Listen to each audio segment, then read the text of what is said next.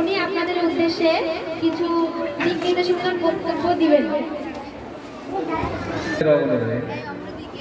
কর্তৃক আয়োজিত বিশ্ব টয়লেট দিবস 2024 উপলক্ষে সম্মানিত ছাত্র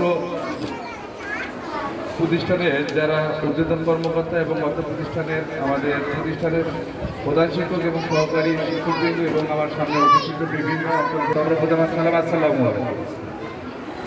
বিশ্ব টয়লেট দিবস এটা হলো মূলত 19শে নভেম্বর।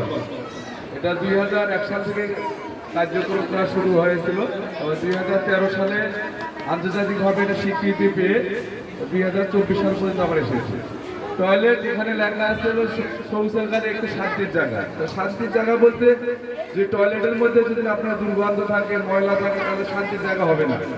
তো সেই ক্ষেত্রে এটা বেশি কিছু আর বলবো না।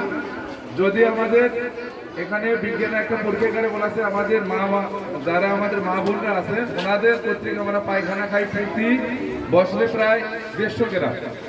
কারণ ছোট বাচ্চাদের পায়খানা করে অথবা নিজেরাও পায়খানা করে হাত ভালোভাবে ধৌত করে না। এর পরিপ্রেক্ষিতে হাতের মানে মুখে অনেক ময়লা জমে এবং ওগুলো যখন রান্না করে ওগুলো খাবার সাথে মিক্সড হয়।